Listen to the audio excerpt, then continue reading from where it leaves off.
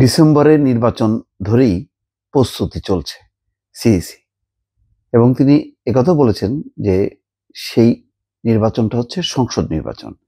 এখানে কোনো গণপরিষদ নির্বাচনের বিষয়টি কমিশনের হাতে আসে নাই বা নজরে আসেনি, মাথায় আসেনি, এটা কোনো জায়গা থেকে কোনো উপস্থাপনা হয়নি। সুতরাং সংসদ নির্বাচন ডিসেম্বরে হবে, এটা জেনেই প্রস্তুতি নিচ্ছে নির্বাচন কমিশন। এটা জানিয়েছেন প্রধান নির্বাচন কমিশনার এএমএম নাসির উদ্দিন। তিনি বলছেন, প্রধান উপদেষ্টার ঘোষণা অনুযায়ী সংসদ নির্বাচন আয়োজনের প্রস্তুতি নিচ্ছে কমিশন। ডিসেম্বরের নির্বাচন ধরে নিয়েই সেই প্রস্তুতি চলছে।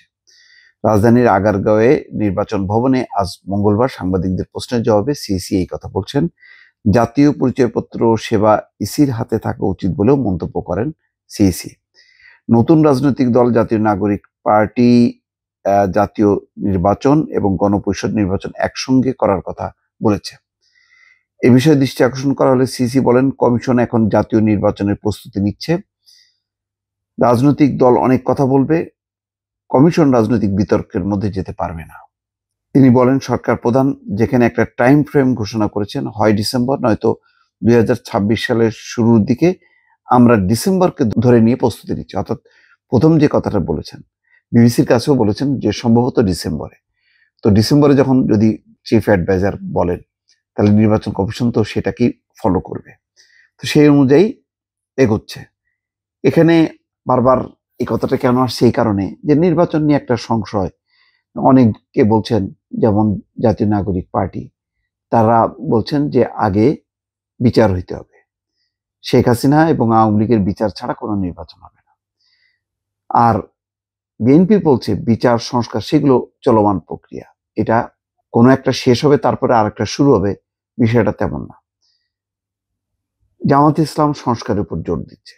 তো এইসব কারণে বিভিন্ন মহলের বারবার একটা জানার ইচ্ছা যে সংসদ নির্বাচনের প্রস্তুতিটা কেমন নির্বাচন কমিশনের, এবং নির্বাচন কমিশনের মাথায় আছে কিনা ডিসেম্বরের কথা।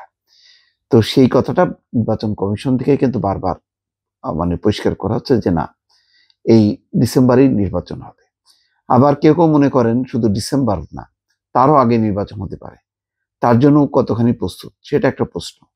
ডিসেম্বর নির্বাচনের আগে স্থানীয় পর্যায়ের নির্বাচন, সেটা কোনো কোনো কমিশনার বলেছেন এটা সম্ভব না। নির্বাচন কমিশনের পক্ষে এখন স্থানীয় পর্যায়ের নির্বাচন 5, 6, 7 ধাপে হবে, সেটা আয়োজন করা সম্ভব না। ফলে ঘুরে ফিরে যেটা আসছে, সেই সংসদ নির্বাচনের কথাই আসছে, যে নির্বাচনটা বাংলাদেশের প্রধান রাজনৈতিক দল বিএনপি বলছে যে তারা নির্বাচন চায় এবং যত তাড়াতাড়ি সম্ভব, শুধু ডিসেম্বর না, তারা তারও আগে চায়। তো এখন এই ব্যাপারে যদি রাজনৈতিক ঐক্যমত্য হয়, অন্যান্য রাজনৈতিক দল যদি আওয়াজ তোলে, তাহলে প্রধান উপদেষ্টা ডক্টর মোহাম্মদ ইউনূস এই ব্যাপারে আমার ধারণা যে তিনি না করবেন না। এর মধ্যে আজকে উপদেষ্টা পরিষদের রদবদল হবে। সিএম আবরার শিক্ষা উপদেষ্টা হিসেবে আসবেন, আর ওয়াহিদুদ্দিন মাহমুদ শিক্ষা এবং পরিকল্পনায় ছিলেন, তিনি পরিকল্পনাতে থাকবেন। স্বরাষ্ট্র মন্ত্রণালয় কি হবে? স্বরাষ্ট্র উপদেষ্টা পরিবর্তন হবে।